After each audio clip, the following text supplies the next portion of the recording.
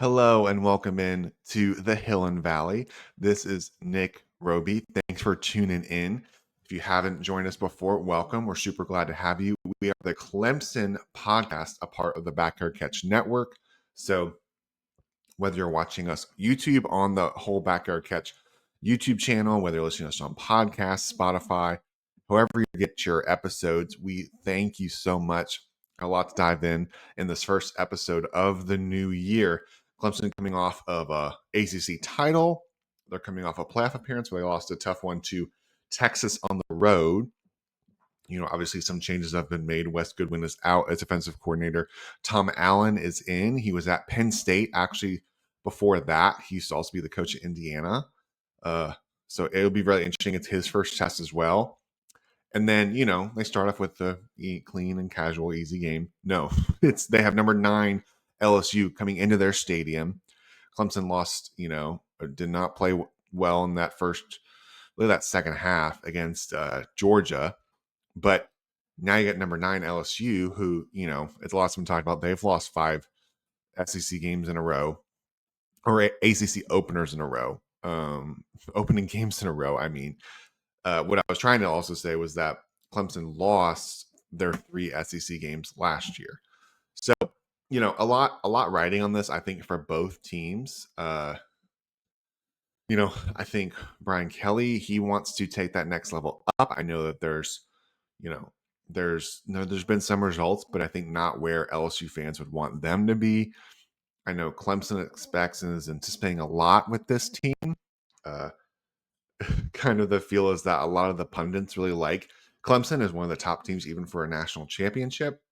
I know it also makes Clemson fans nervous. I think the tenor is, or the feel around the program, is a lot of fans like to not be talked about as much and, kind of let it build up. But at the same time, I mean, they're going to talk. And I think it kind of makes sense because in an era of so much transfer and so much fluidity of rosters, Clemson has the most returning production. They're one of the few teams that's returning a starting quarterback. I talked about it on the Backyard Catch podcast earlier this week. They're one of only 3 teams in the top 10 that have a returning starter. I think they're one of only 2 between them and Penn State in the top 7. Everyone else is a new starter, I mean, yes, Arch Manning has started a game or so. This is his first year really starting, So, and that's what's really fun about this game is that Garrett Nussmeier, he's also a returning starter, only returning passer of over 4,000 yards. He could have gone off to the NFL. He came back because they want to do more. So it's a big one for both teams. I think there's a lot been talked about like who this game is more important for. There's different aspects of that, but let's dive into the matchup. And I think with Nussmeier and Klubnik, both those guys I think will be talked about a lot. But really, I think where the game is in the balance is in the trenches, because you've got offensive lines that both want to continue to improve. Clemson's offensive line, they've been, they were last year, they were coached by Matt Luke, who did an excellent job. They're returning guys, and it's going to be really important because, LSU has been made improvements on their defense. They have a guy like Harold Perkins you have to keep your eye on, and then they have guys on their front who can go after and get it. They have a really good secondary. So that matchup's going to be interesting to watch. And then on the other side, you've got studs in TJ Parker, Peter Woods. You bring in help from Purdue, and Devontae Capehart, who gets to be, kind of the fourth guy who gets left out. They're going against offensive line. I think, if I remember correctly, only has 16 combined starts between all 5 of them, or all 5 that will play.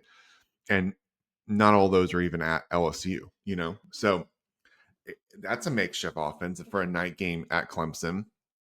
That'll be interesting to see how much can they even get like the plays off, how the communication be. That cat and mouse strategy game between offense, new DC, new offensive line, how much can they see? Can Clemson get pressure with just 4? I think that's going to be a big question, because if they can get pressure with just 4, then it leaves you guys more, lets you guys have more in coverage, and it reduces how much windows there are in the passing game. Because also, too, Nussmeier, he's a good thrower, but he's not as much in the running game. So if he doesn't have as much time to throw, there's going to be, tighter windows to try to fit it into. So, and then how is LSU's running game going to be? Because if Nussmeier has to do it all himself, it's going to be a longer night for them versus if, Durham and those guys, they can run the ball really well.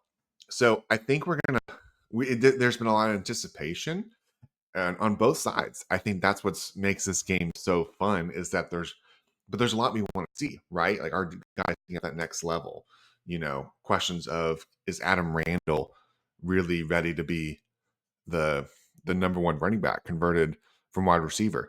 Dabo and the staff thinks so, of course. I mean, all things look great. It'll be interesting to see, that next step. And, will guys like Gideon Davidson be able to step up, make some big plays? Heard a lot of talk about, all the weapons all kind of coming together. There's a lot of options at receiver. How does that go as well? I think for both teams wanting to get off to a good start, because there's a lot of wanting to continue to go for this next year. So, like I said, I think that the trenches are where it's going to be, and I think especially on the LSU offensive line, how do they handle Clemson's defense? How does Tom Allen decide to attack that and try to defend from a defense? Like, does he take a lot of pressure? Does he try to hold back?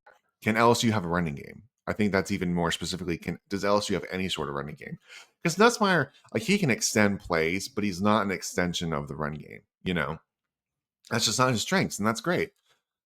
So they're going to have to try to get some in the running game. And so will LSU be able to actually get a push on the offensive line?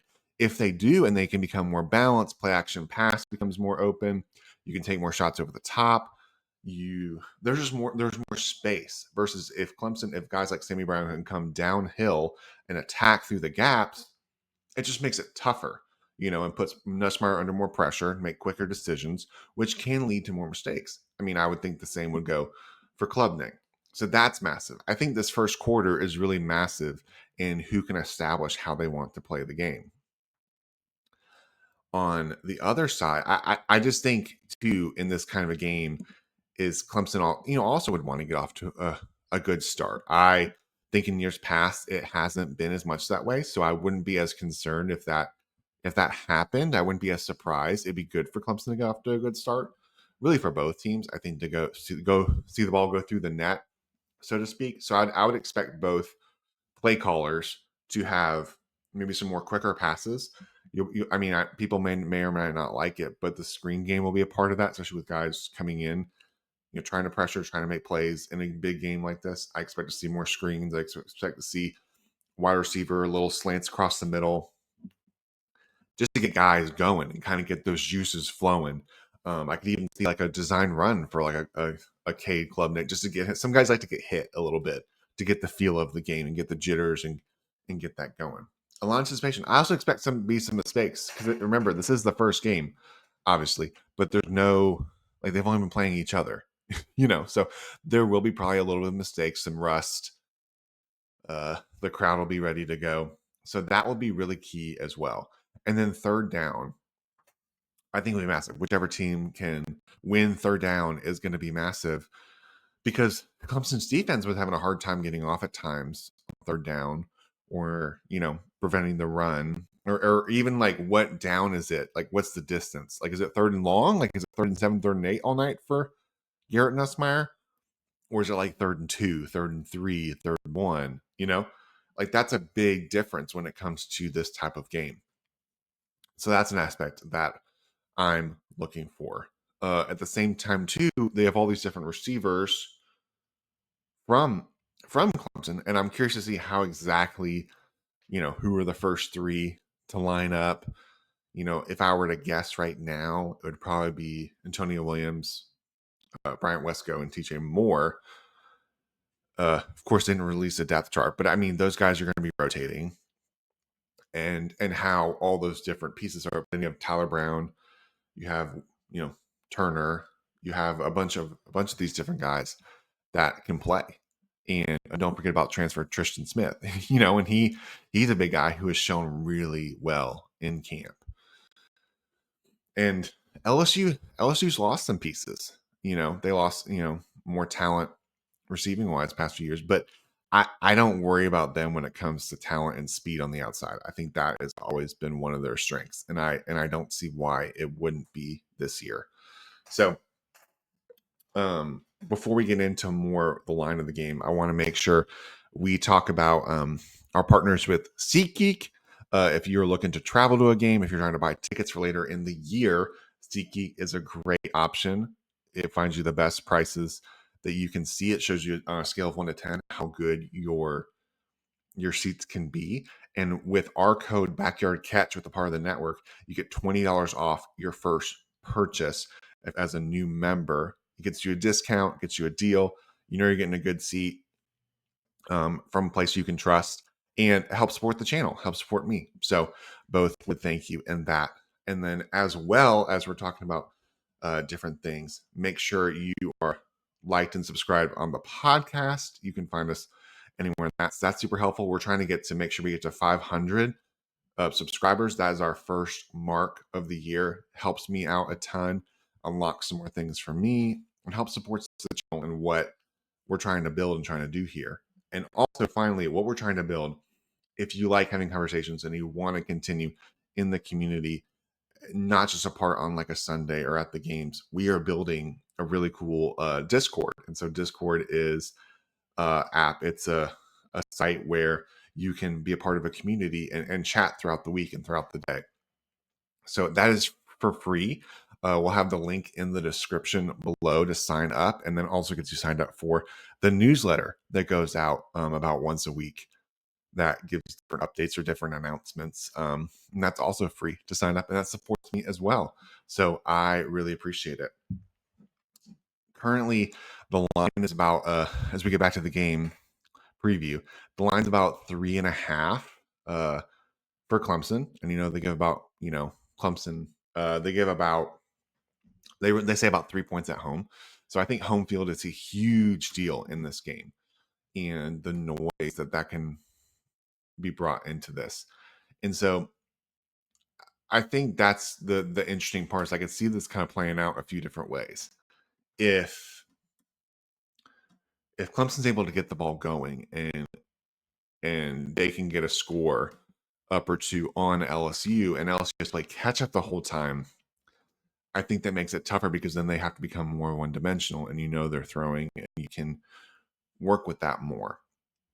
If it's kind of in this middle ground, however, in the first quarter or two where both teams are taking some punches and it's about, it's tied at half, say it's like 10-10 or 13-10, that kind of a game where you have some scores, but, have to settle for some field goals. I think that, also goes in favor to LSU because that keeps them more comfortable within the game. I think that's going to be a key thing to watch.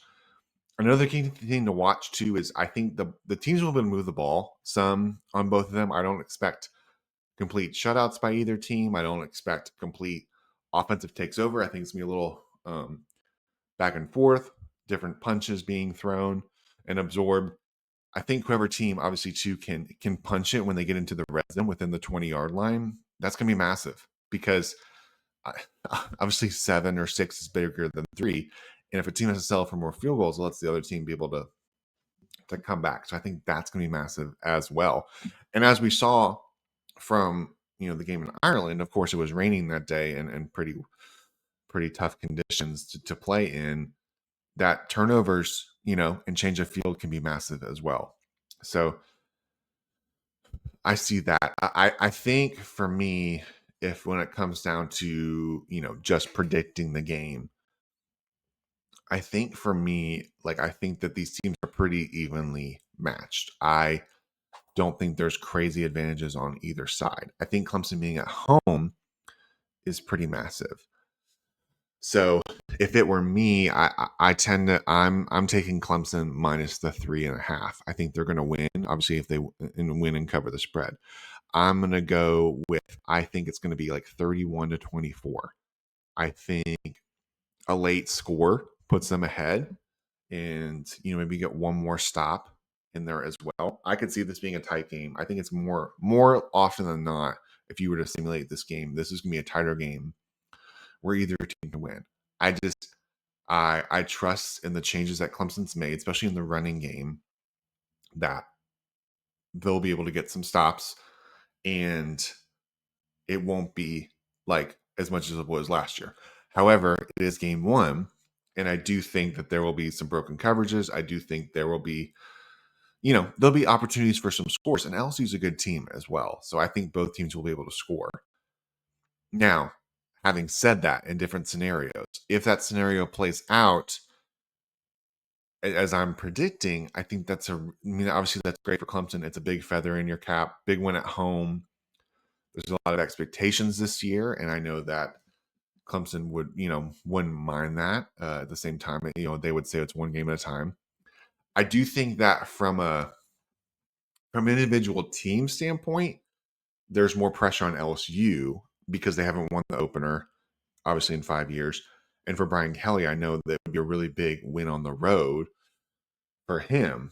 But you could argue there are probably some more chances for bigger games on their schedules because they play in the SEC, and I think like they'll have a little bit more, like a 9-3 team has a better shot, or a 10-2 team has a better shot of getting in than the ACC.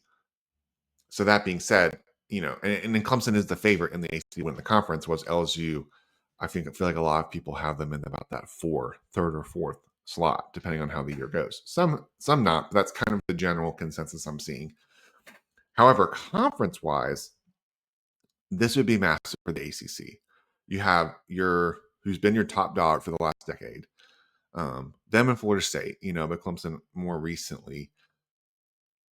If they hold serve and win at home, it's a big one for their conference, especially with how much the SEC has continued to, promote themselves and the narratives around, college football. That'd be massive for them.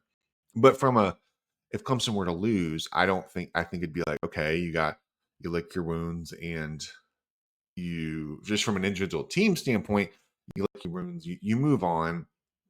There's other opportunities. It doesn't count as a conference game, So Clemson fans don't want to hear it, but even if they lose, they could be 10-2, lose to LSU and South Carolina again. They're 10-2. You win the conference, you're in the title game, Or even if you're 11-1 and say you've lost one of those games, and even if you lose, like you're 11-1 and you lose the ACC title game, say to Miami, for example, you're 11-2.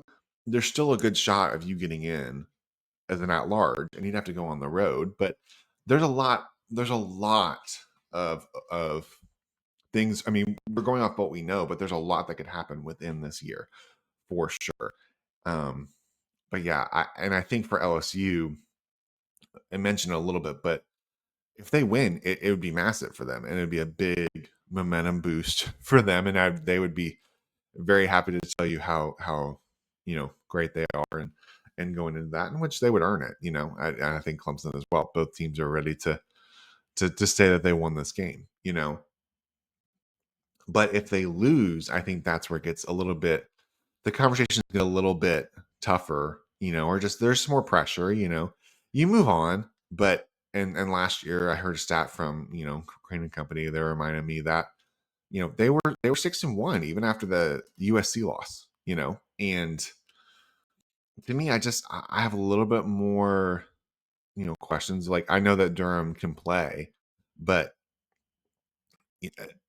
I have a little bit more concerns when it comes to their running game. But Clemson, it will too. I trust the offensive line more than I trust LSU's. So there you have it. That is my prediction for this weekend, 31-24. For Clemson fans, I know they're hoping that right. But super excited. It's going to be a fun season. However it turns out on Saturday. So yeah, make sure you subscribe and like the podcasts. Help us to get to 500. Hope you have a great Labor Day weekend and you enjoy all this football that's going on. So I appreciate you listening. And for now, we're signing off.